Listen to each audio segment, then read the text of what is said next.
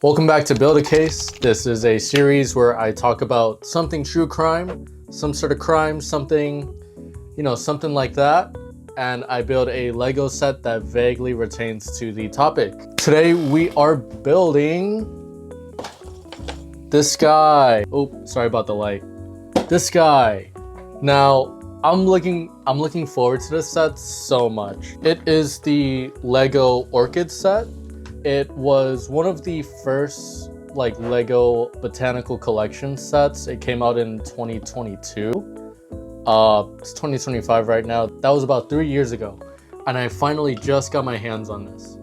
Well, I got my hands on this last year, but I was a little busy. And now I'm doing this series, so I'm super excited to build this on camera. So this set is $40, and I think it holds up really well. The botanical line comes out with sets every single year, or every 2 seasons they come out with a new wave, or I could just be completely wrong. But this is a set that still holds up very well today. Most Lego sets do, but this is just a classic set. And what are we gonna talk about? Oh yeah, so build a case. We talk about a true crime case that connects with this guy. Orchids represent love and children. Not like children, but what's it called? Youth? I don't know. Yeah, let's say youth, So we are going to talk about a case that happened in England. It's the story of Holly Wells and Jessica Chapman, 2 childhood best friends. Let's crack this open and let's build a case. Okay, open it this way. Somebody should buy me a knife to make this more fun. We have bag 1, 2 of these guys, bag 2, bag 3, bag 4. There's this little thing in here. Let's see what this is. We're making our packaging more sustainable. We're transitioning from single-use plastic to paper-based packaging. As we progress, you may find a mix of paper and plastic in our boxes. Did I lose the lottery or something? I didn't get a single paper bag. I've yet to get a set with the paper bag. Anyway, gonna open bag number 1. Oh yeah.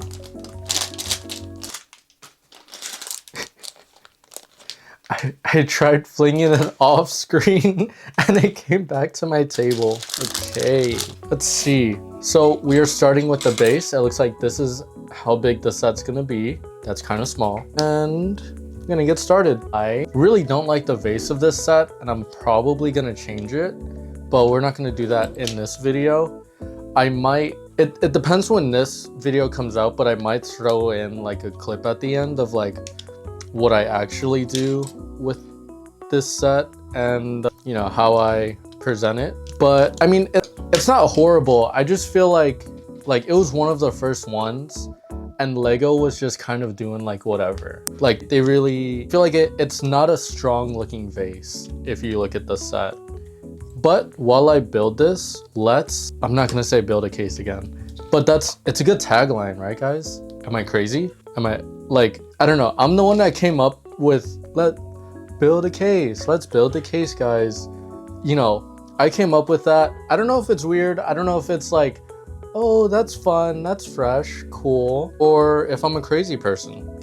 But yeah, let's talk about Holly and Jessica. So there's a small town in England. It's England Cambridge Shrine. Cambridge Shrine? I don't know if I'm saying that right. I'll fix it in editing. Cambridgeshire. Yeah, that sounds right. In Soham. I don't know if I'm saying that right either. I'll fix it in editing. Soham. Okay. That's the last time I'll ever mention these locations. So if I got it wrong, you're not gonna hear it. Don't worry about it. It's a very small town. Chances are the majority of people around you. And it's kind of the place where everyone knows your neighbor, or it's everyone's heard of each other. That's how the town presents itself. Kind of like a white suburban neighborhood. You know your neighbors.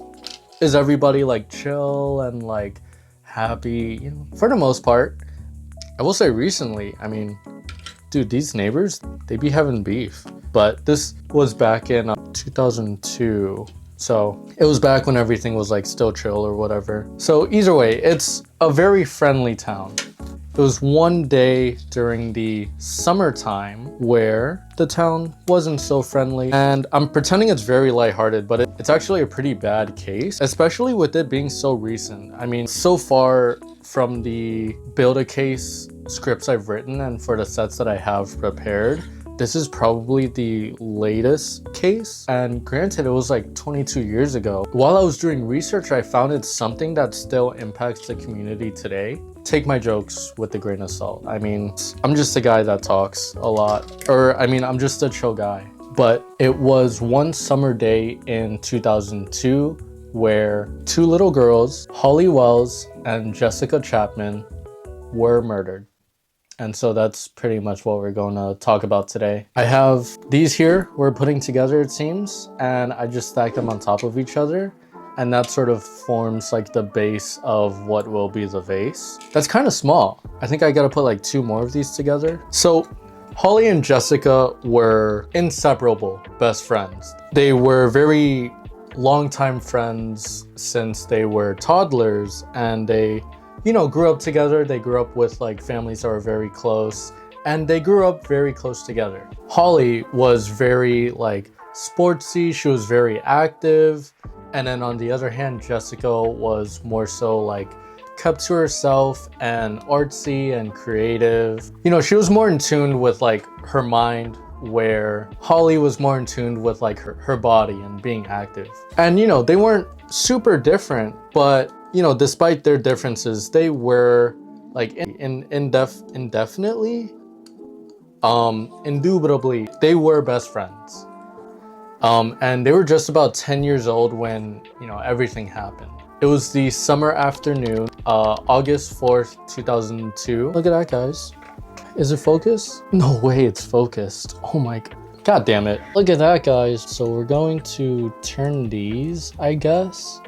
There we go. So they're like lined up, but like differently. And then it looks like we throw these support beams on. I'm struggling. Okay guys, my light ran out of battery, but I just have it plugged in. It's perma plugged in now. Nothing's gonna turn it off again. And I'm sweating, but I'm goated.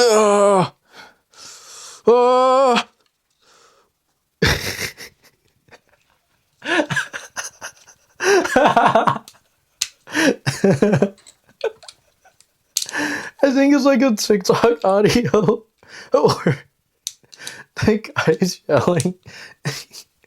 He goes, ah! I don't know. I don't know, guys. That's just a lot of work. Here we go. Okay. Yeah, and that was just the first part. Now I gotta do these, but in teal. And until we get these in, let's keep talking about the case. So freaking funny. Give me 1,000 subscribers. God damn it. Hold on, guys. There's a little kitten scratching at my door. I have to go get that. Guys, look at this little troublemaker. Look at this. Speak.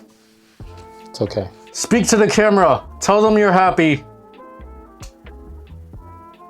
Tell them. He's a chill guy, I guess. All right, I'm gonna let him down. What about the case? So yeah, summer afternoon.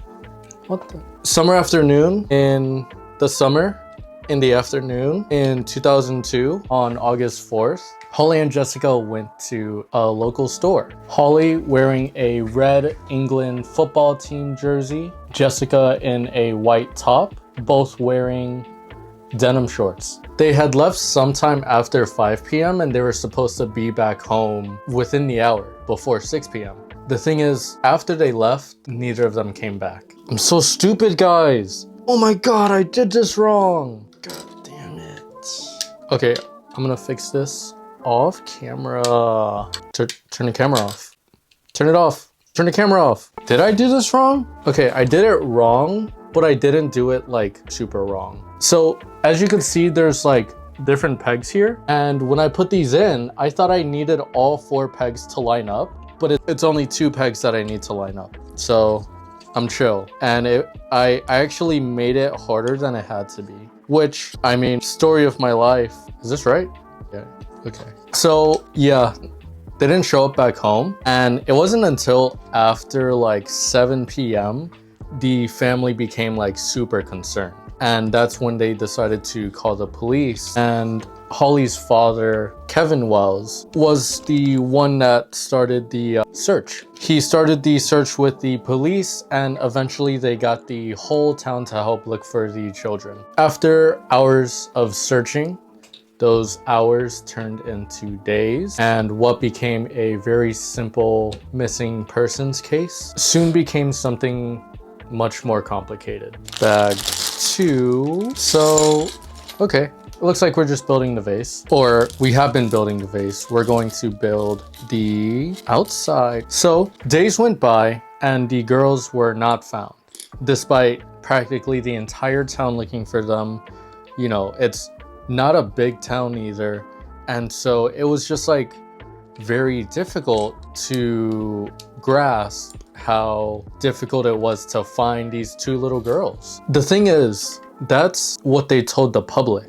But behind the scenes, investigators and the police, they were cooking. Well, I mean, not really. If you look at the evidence, it was kind of obvious, but they didn't make it obvious at first. But they had their theories and they came up with some plans. So as the investigation continued, it was very, very clear that there was one person, one man, who was last to see the girls and see the girls alive. He worked very closely with the Wells and Chapman families, and he claimed that the girls did show up at his home, knocked on his door on August 4th in the afternoon, you know, the same afternoon that they went missing. But he said the girls just came in to use his phone to call the parents. And after the call ended, they had left his home. And he didn't keep it a secret that the girls were there either, which in a lot of people's eyes, it's like, it would be something someone guilty would lie about. It's very common. Just erase all tracks of you being near the crime to draw suspicion away, but he admitted that they were there, but he said that they left. And so, you know, that may line up with, say, what CCTV footage shows, and, you know, his story lines up because they were there and he admitted to it. The thing is, his story didn't line up. It didn't make sense. He was exhibiting odd behavior. He was being very weird. And eventually it had been revealed that he lied to the police. With all the evidence stacked against him, the prime suspect was Ian Huntley. Okay, so I have all the shells to the vase. So I guess we just throw them on now. That's what I'm doing here. Okay, let's throw on a time lapse. From the screen to the ring to the pen to the king. Where's my crown? That's my bling. Okay, so I will say it's grown on me. I actually like it now. Look at that. That's cute. That's really cute. It's all sealed up. Look at that in there. It's like an arc reactor. Bruh, I'm Iron Man. And I am Iron Man. Yeah, we're on to bag 3 now. All right, I gotta back up from the camera. Why don't you guys tell me? Could I lower this chair? I feel like it's a little high. Should I get a stool? How low should I be? I don't know. This is definitely too high though. Let me get a stool. Guys, I lowered the chair. This is so much better. I'm flabbergasted. So we're gonna be working on some leaves. And while I do that, we're going to talk about Ian Hunt. So Ian, I call him Ian Hunt? Ian Huntley. He was born on January 31st, 1974 in Grimsby, Lincolnshire, England. His father was abusive and a truck driver. Not that those things correlate. They're not like interchangeable things. Truck drivers and abusers are different, but this one wasn't. So his dad was abusive and probably not home a lot. His mother had psychiatric issues. I don't know what that means. I guess like issues with her head or something, which, you know, understandable. But growing up, Ian was very shy, very introverted, and he was like often bullied a lot in school. Now, growing up, Ian was a small-time troublemaker, a low-stakes criminal. And so he did have a lot of small run-ins with the law, nothing too serious. And he was pretty much just a loser. Shoplifting, vandalism, like nothing cool, nothing remarkable. Granted, no crime is cool, but later on in life, his run-ins with the police became somewhat more serious. So Ian got in trouble for touching kids, pretty much. Yeah, so not the best crime. In fact, I'd say the worst crime. The thing is, he was never convicted, but it was definitely a stain on his record. And so he moved to the small town of Cambridgeshire. That was good. Yeah, and from there, you won't believe this, guys. He got a job in the educational system because he had like a girlfriend who worked in the system, and so that helped him. But yeah, really bad stuff. So we're working on these leaves right now, and I think this is cool. You know how orchids like have these thingies, like the sticks to hold them up? Like they put it in the Lego set, the sticks. And so that's cool. Yeah, throw these bad boys in. Is that right? Yep. Cool. It's standing now. So investigators started to look closer into Ian as a suspect. So they brought everybody who was close to the family in for investigation, but Ian brought up the most amount of red flags, which we'll get into. But there was a lot of physical evidence against him that essentially no doubt he did this. So yeah, spoilers, he did it, guys. He's not a good guy. He's actually the worst guy. Me telling you his origin story wasn't for it wasn't for pity. It was essentially this guy has issues, and let's see what happened in his life for those issues to cause him to do what he did. And the thing is, there's no exact answer for why he did what he did to those girls, and we'll get into that after the case. So in terms of evidence, the girls' burnt clothes were found. All their clothes burnt. The jeans, the tops, what they had under, probably the shoes, because where else would they be? Everything. He had them in a drawer at the school he worked at. And it's crazy. That's a crazy thing to do, guys. But a big clue that helped investigators sort of find out where the girls went was in CCTV footage that was near his home. So he wasn't lying about the fact that the girls did show up at his home. That part, obviously, you could see it on camera, and so it makes sense for him to not lie about that. The thing is, although there's footage of the girls going up to his home, there was no footage of the girls leaving. So the footage shows that the children went to his home, and Ian's car was parked suspiciously close to his home, as if he was trying to hide something from the cameras that he didn't want seen before leaving in his car. Because that night, the only sign of anyone leaving or going out was Ian entering his car and driving away. Thus, on August 16th, nearly 2 weeks after the disappearances, the police had found the bodies of Holly and Jessica in a ditch. That's 13 days after they vanished, just under 2 weeks. Even though the bodies were very badly decomposed, it was very clear that the two children were murdered. They had been suffocated and died very shortly after entering Ian Huntley's home. On August 17th, the day after the bodies were found, Ian Huntley was arrested on 2 counts of murder. And although he did try defending himself, he had too much evidence against him. And also he was a very weird guy. So far, building up the frame, it's very cute. And one thing that I do love about the botanical garden sets is they honestly don't have that many pieces, or they're very skeletal like this, but it's the flowers and the general shapes that just give them so much volume and so much space.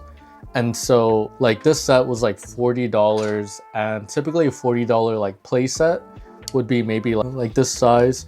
You know, this set, it's just so like gargantuan, you know, it's so like regal in size. And that's just like, it's, you know, these sets, they're so fun. Like honestly, they're so fun to look at, they're so fun to have. And so far I'm really liking this set. In 2003, Ian was charged with 2 counts of murder and was found guilty on both charges. Before being caught, he was shown to have very odd behaviors, some odd signs that threw up some red flags. Although easily able to be chalked up to nervousness and fear, you know, wondering where these kids were. With the evidence and the way he was acting, it was very clear he was the one that did everything. When it came down to the trial, Ian was nothing but very cold to, you know, the children, to the family, to the public, to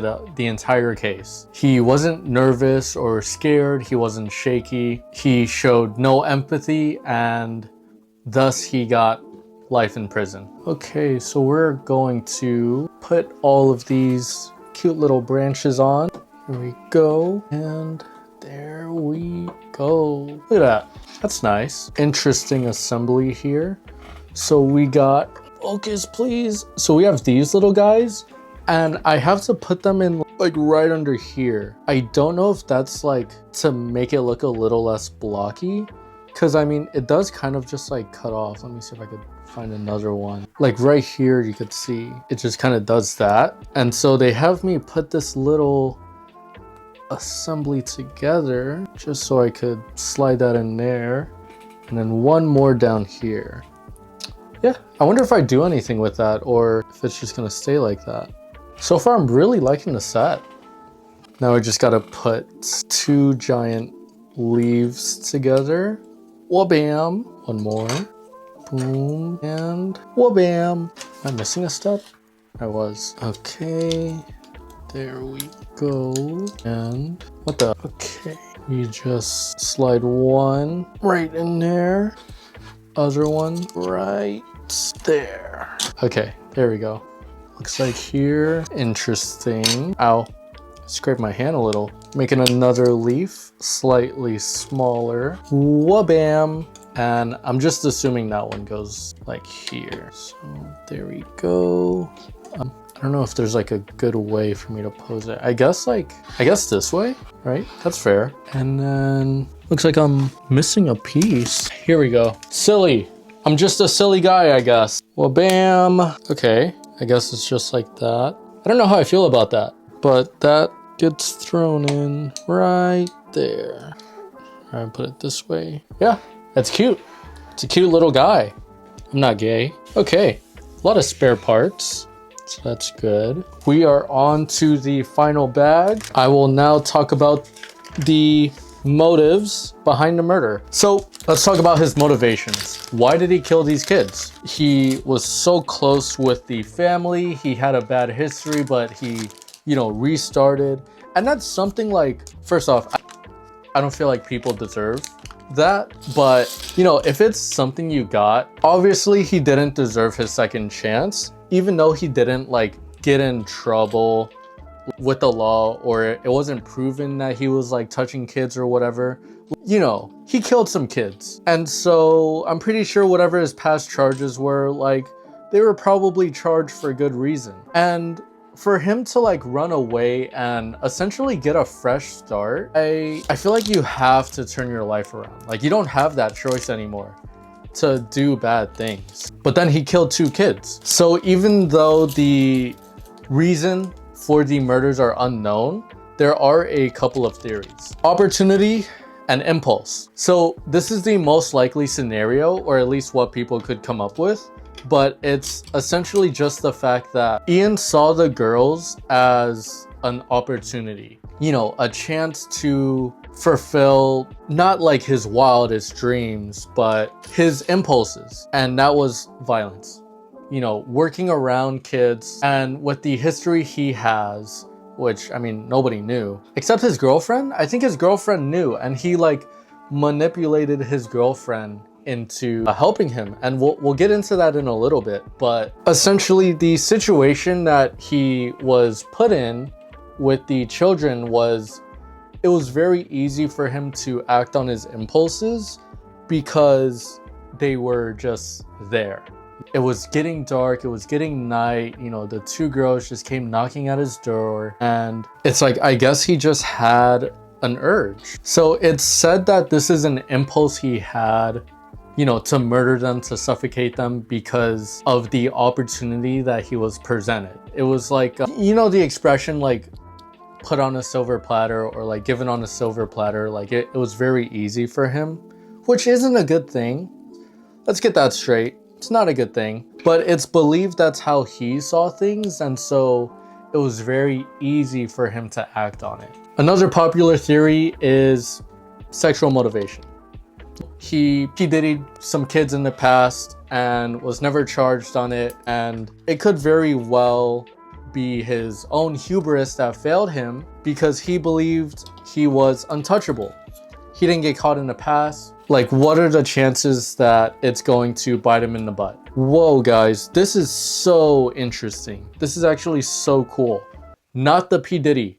So I'm putting together this flower. My God, I gotta put together 6 of these? Okay, I gotta do this a lot then. But focus. These are shield pieces, and this is a fork. I put the fork through the shield piece. Come on, get in there. Yeah. No, come on. What the heck? How'd they do it? Sorry, I have to slide it in this way. That's so cool. So you slide it in this way. That way the fork catches this little bit so it doesn't slide out. And then I put this little claw piece in that holds the flower. That's really smart. And I got to do this a bunch of times. But is this right? No, it's this way. I clip it in there and I put in 4 of those, but like, you know, that's how they do that. That's really good.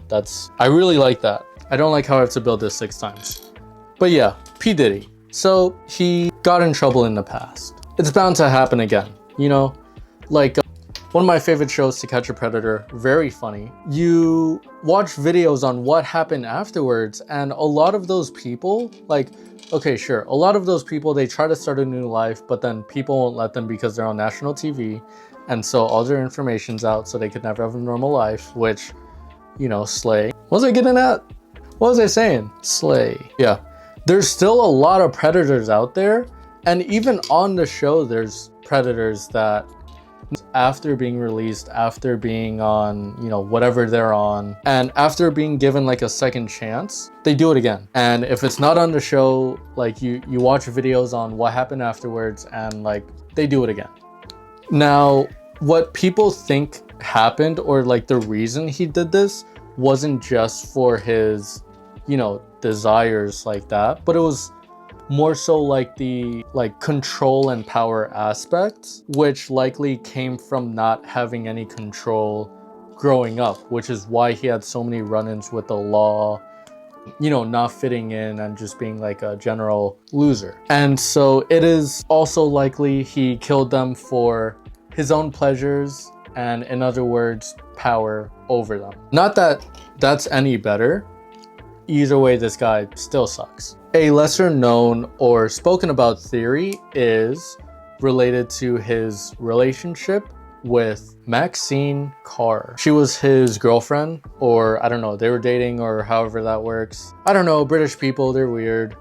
Either way, they were together, and she and he worked in the educational system. And like from the explanations I see like online, it doesn't make sense to me, but I wanted to bring it up because it's a theory that it's out there. It's that like, what the heck? Am I missing some parts or something? I should have more of these. What? Oh, I put them wrong. So I was putting these, like the flower thingies I was just showing. I put 4s. They're supposed to be in 3s. Look at that, that's cute. Let's see if I put it right. Yeah, that's right. Cool. Okay, so anyway, yeah, I was reading up on it, and it's like, I don't know how it correlates, but I wanted to bring it up because it's something that people do talk about, but it's their relationship and it being like a motivation to kill, I suppose. He did make a statement saying that he didn't want his girlfriend to know, and you know, he showed embarrassment toward like the fact that he was caught, or like, you know, her knowing, I suppose. And it's said that it may have something to do with his desire to control, because he grew up with self-esteem issues, and so his ability to control is what guided, you know, his relationship and his self-esteem and how he perceived things, which it's not good, dude. Like, these psycho people, they're, you know, control freaks. Like, they need everything to be like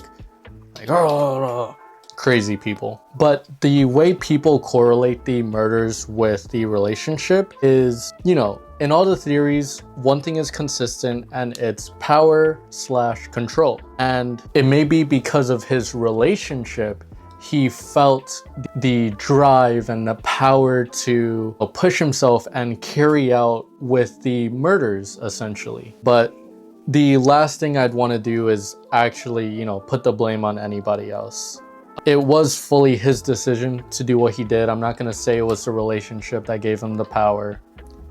He's just a messed up, not good guy. And oh my God, guys, look at these little pink frogs. They're like magenta, like dark magenta. And they go on the center just like that. Look at that. Come on, focus. There we go. Look at that. Very nice. So from the time he murdered them all the way up to when he was caught, he did make an attempt to cover his tracks and cover up the fact that he did the crime. Of course, he moved his car closer to his home to make things easier for him to hide the bodies. He had moved Jessica and Holly's bodies from his home to his car and drove out to a remote road it was near Lakenheath, where the kids were eventually discovered. After he did all of that, dropped them off, he then came back and joined the search with the police in the town, which is where he was like interviewed. You know, that's where he started like showing odd behaviors. He appeared on TV and he pretended to be concerned for the kids. You know, it's what most people would do, him being like very close with the family, like it made sense. But the first thing that tipped off the police to thinking like, hey, this guy might be a suspect, was his behaviors in those police interviews. Not police interviews, sorry, the TV interviews. We're gonna put these together now. So in his police interview, he even tried to get the police off his tail by saying it may have been a stranger that abducted the kids. Oops. You know, that was him like announcing to the world like what he believes happened to them, just, you know, national TV, like, let me say this, hopefully it'll help my case. It didn't. You know, I think that was actually one of the lines that had made the police like more suspicious of him. Just cause like, that is an odd thing to say, you know? So I think these flowers, I could like pretty much put them anywhere. One more like here? No. Maybe like down here. That's good. Yeah, that's good. They're so pretty. Lower this a little. Or maybe I'll face it like this way. Okay. So I think like I'll have it this way. And then yeah, look at that. You could see all the flowers, the leaves. That's good. But we are not done quite yet. Continuing on. After Ian's public stunts to try and get the cops off his tail, he then coerced his girlfriend, Maxine, to lie to the jury for his alibi. What the heck? Just put them there. So I guess I just put these brown bricks in like randomly. I guess it's the soil. I thought I would like build with them or something.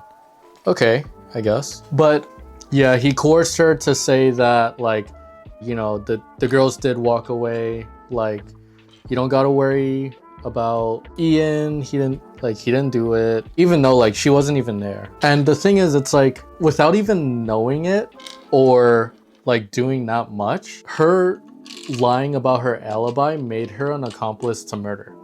She's covering his tracks, or attempting to, which honestly, dumb. Like, I know she was coerced into it, but like, just don't lie. like, oh, like, I don't know, like I wasn't there. And like in court, you gotta swear on the Bible. Now, I'm not religious, but like, dude, on the Bible, come on, you know? Okay, here are the orchids. So nice. They're actually really tall. These aren't like the exact directions. I just moved them all in a way where they're like all in front, just because I'm probably gonna put this on top of some books or something, some of my decor books. Can't say much. I mean, they're some flowers. Here, fun comparison, since I have it right here. The birds of prey, which I think were like $10 more. Vase is a lot bigger. This is actually a lot heavy. Did it break? Oh, it's good. Yeah, the vase is a lot bigger on this one. A lot bigger pieces, but yeah, I think this was a little more. Very fun though. I'm actually so happy with this set. Of course, orchids representing, I'll just put that there. Orchids representing love, youth. Going back to the case, after the case ended, there was a lot of backlash. The fact that Ian Huntley was a creep, he was a weirdo. He was able to cover his tracks enough to where he was able to get a job in the school system to be a caretaker for children. You know, having somebody that did what he did in his past, giving him a job where every day he is in close proximity with young people. You know, a personal caretaker, that might slip through the cracks, but a caretaker employed in the school system, it was one of those cases where it was a huge uproar by the community and people as a whole, because they had felt, you know, the system had failed those two young girls, which undoubtedly it did. Now, of course, this is all Ian Huntley's fault. It wasn't his parents for his rough upbringing. It wasn't the police that stopped him when he was young. It wasn't the family of the two girls. It wasn't the two girls. It wasn't his girlfriend. Although the system had failed the community in letting him get close to them, if this guy wanted to go through with the murders, he put effort into making it seem like some uncoordinated attack. He coerced his girlfriend into lying for him. He was very cold through the whole case once he was caught, and he went through the effort of trying to cover his tracks. This is somebody that was going to do something bad whether or not he was in the system. And these flowers are for Holly and Jessica. That was Build a Case, guys. I really hope you enjoy. See you next time. Bye.